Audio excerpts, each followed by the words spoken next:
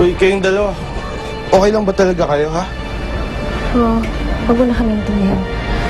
Jik-jik, magpahinga ka na.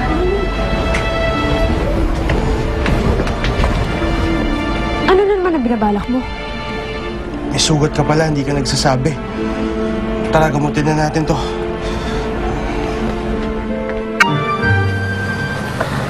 Dahan-dahan lamang.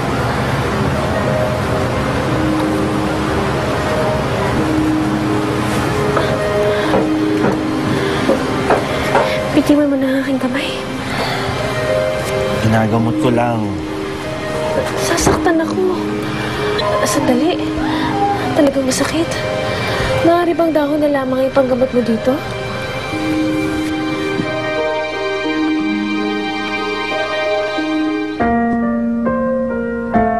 Maaari bang malaman ang ano ng... Bakit mo hinalagan ang aking kamay? Dahil ito ang laging ginagawa ng nanay ko para mawala ang sakit.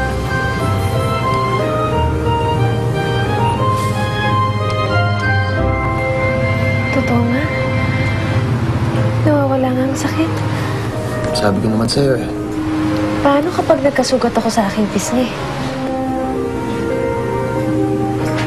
Eh di sa pisngi kita hahalikan.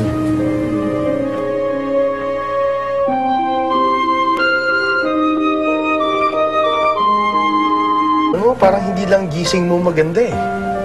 Ano Parang may pinagpapagandahan ka rin ngayon. Ha?